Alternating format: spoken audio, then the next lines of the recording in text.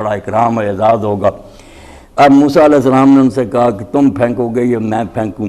انہوں نے رسیاں وغیرہ پھینکی، جادو تھا، لوگوں کی آنکھوں پر جادو ہو گیا۔ اب یہ کہتے ہیں کئی لوگ کل بھی بٹ صاحب کے بھائی صاحب کہتے تھے کہ نبی پر جادو ہو گیا، یار عالم بیان کرتے ہیں نہیں ہو نہیں سکتا۔ میں نے کہا یار جادو کیا، اگر گولی مار سکتا ہے پیغمبر کو، تلوار سے قتل کر سکتا ہے، تو جسمانی ہے یہ بھی ایک بیماری، اس میں کیا، اس کی عقل اور دماغ کو معاف نہیں کر سکتا۔ قرآن مجید میں آتا ہے کہ وہ کافر کہتے تھے کہ یہ کیا ہے پیغمبر رجل مسورہ، ایک آدمی ہے جس پر جادو کر دیا گیا۔ تو اب یہ پرویزی کہتے کافر بھی کہتے تھے کہ اس پر جادو کر دیا گیا، تم مولوی مانتے ہو کہ جادو کر دیا گیا، تو بات تو ہے کہ تم کافروں کے ساتھ مل گیا۔ نہیں سمجھنا چاہیے، کنٹراڈکشن نہیں ہے، بالکل الگ بات نہیں۔ اگر جسمانی حد تک رہے کہ آدمی بیمار ہو گیا کوئی بات نہیں، یہ اگر زہر کھلایا جا سکتا تو اس سے بھی اثر ہو گیا، کچھ نہیں۔ عقل کی بات کیا ہے نا، یہ نگاہ دی جیسے مولوی صاحب سے بھی غلطی ہوئی، ان سے کیا پہلوں سے ہوئی کہ رسول اللہ پر جادو ہوا، سال کے قریب رہا، اور پھر حضور علیہ السلام پر یہ اثر ہوا کہ آپ کو یوں محسوس ہوتا تھا کوئی شخص ہے، حالانکہ ہوتا کوئی نہیں تھا۔ یہ باتیں غلط ہیں۔ اگر ایسا ہو گیا تو پھر تو نبوتی مشکوک ہو گئی کہ جبریل کوئی بھی نہیں، حضور خام خواہ کہہ رہے ہیں کہ کوئی آیا مجھے، ایسا نہیں ہوا۔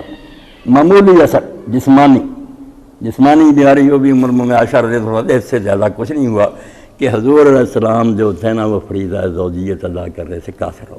یہ جادو کی بڑی بری قسم ہے، گھر برباد کرنا اور کسی جگہ کہ خامد بیوی میں جدائی ہو جاتی ہے، یہ ایک معقود النساء، ایسا جادو کر دو کہ یہ جائے بیوی کے پاس، اس پر قادر نہ ہو سکے۔ حضور جاتے بس ناکام ہو جاتے۔ یہ جادو تھا تھوڑے دن، اس کے علاوہ کچھ نہیں تھا، نہ آنکھوں پر کوئی اثر تھا نہ دماغ پر تھا۔ تو پیغمبر اگر قتل ہی ہو سکتا ہے، اس طرح بیمار ہو جانا کوئی بات نہیں۔ عقل پر اگر ہو جائے، جیسے کافر کہتے تھے کہ اس کا دماغ ہی خراب ہو گیا، پیغمبر کوئی نہیں، جادو کی وجہ سے یہ جھوٹے دعوے، وہ جادو غلط ہے۔ جسمانی تکلیف کی حد تک کوئی بات نہیں۔ تو انہوں نے تو قرآن کہتا ہے سحر و اعین الناس، وہ حقیقت نہیں تھی، لوگوں کی آنکھوں پر جادو کر رہی۔ وَيُخَيَّلُ إِلَيْهِ مِنْ سِحْرٍ امْتَصَى، ان کے جادو کے اثر سے خود موسیٰ علیہ السلام کو بھی یہی خیال میں آتا تھا کہ یہ بھاگ رہی ہے، بن گئے سانپ۔ پیغمبر پر اثر کا قرآن کہتا ہے، اثر آپ پر بھی ہو گیا۔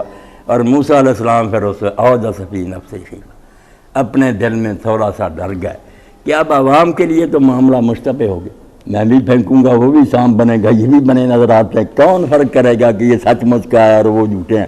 یہ تو ہدایت ختم ہو گئی، اب لوگ ہدایت نہیں پا سکتے۔ اللہ تعالیٰ نے فرمایا تو ڈرنا، پھینک، غالب تو ہی آئے گا۔ اب جب آپ نے پھینکا اور وہ نکل گیا سب کو، تو جادوگر جو دوسرے لوگ سمجھتے ہیں جادوگروں کو تو پتا تھا کہ ہمارا تو تھا یار صرف نظر کا دھوکہ، ہمارے سامنے کھا سکتے ہیں اس طرح، یہ تو سچ مچ کھا گیا، یہ سچ مچ کا ہے، ہمارا تھا فریب، سجدے میں گر گیا، ایک لمحہ دیر نہیں کی، سجدہ کیا۔ انہوں نے کہا ہماری توبہ، ہم نے جو پیغمبر کا مقابلہ کیا ہماری زیادتی تھی، اللہ ہمیں معاف کرے۔ اور اتنا ایمان پکا ہو گیا کہ فرعون نے اسی وقت دھمکی دی، پینترا بدلا کہ اب تو سارا مصر موسیٰ علیہ السلام کا مرید ہو جائے گا، کہ جادوگر بھی مان گئے۔ اس نے کہا تم اس کے شاگرد ہو، یہ تمہارا استاد، تم نے پہلے بھیجا کہ تم پہلے جاؤ، بعد میں ہم آئیں گے، ہم ہار مان جائیں گے، ہمارا استاد جیت جائے گا، یہ سازش کیا۔ کیسے خبیث ہوتے ہیں یہ صدر مملکت، نیا ہی ڈرامہ، سارے ملک سے اکٹھے کیے، جب ہار گیا تو کہنے لگا نہیں یہ تمہارا بڑا ہے، تم نے مل کر سازش کی، اور ساتھ ہی دھمکی دی کہ شاید یہ مان جائیں۔ کہنے لگا میں ایک طرف کا ہاتھ اور دوسرے طرف کا پاؤں کٹوا کرنا کھجور کے تنوں پر تمہیں ابھی لٹکا دوں گا، تم مانو گے کہ ہاں ہم نے سازش کی۔ اب وہ مومن ہو گئے، انہوں نے کہا فرعون جو تو کرنا چاہتا کر لے، تو کیا کر سکتا ہے، ہماری صرف دنیا کی زندگی ختم کر سکتا، ہم پہلے اس گناہ پر شرمندہ کہ ہم نے پیغمبر کا مقابلہ کیوں کیا۔ ہم اپنے علم سے جانتے ہیں کہ جادو کیا موزہ، ہم کیوں ڈریں، کاٹ دے ہاتھ پاؤں، اللہ ہمارے گناہ بخش دے گا اور ہم جنت میں چلے جائیں۔